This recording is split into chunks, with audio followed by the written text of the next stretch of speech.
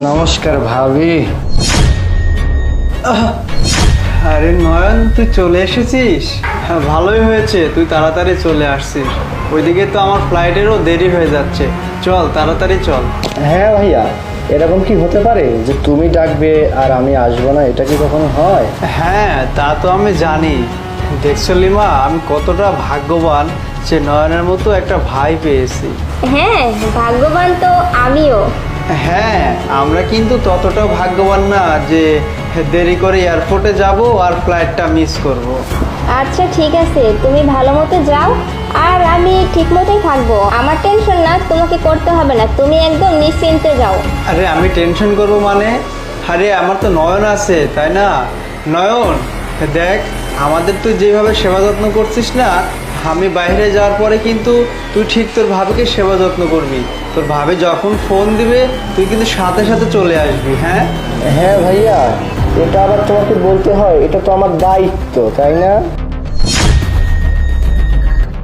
আরে না না, ওকে কেন আমি অযথা বিরক্ত করবো। আচ্ছা ঠিক আছে ভাইয়া, তাহলে চলো যাই, তোমার আবার ফ্লাইটে দেরি হয়ে যাবে নাকি? আসো ভাইয়া।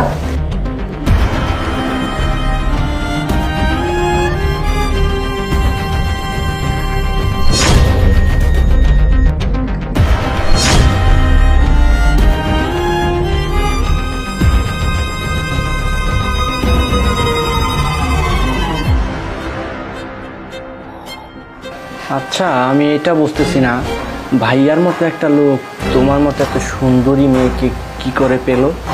আরে তুমি এখনো বোঝো না যে ভালোবাসার জন্য টাকা পয়সা, বাড়ি গাড়ি, ব্যাংক ব্যালেন্স এগুলোর প্রয়োজন আছে, ঠিক আছে?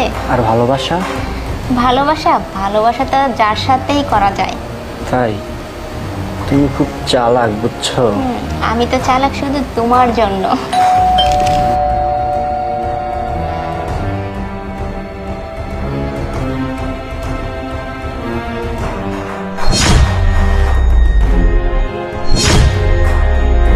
তুমি?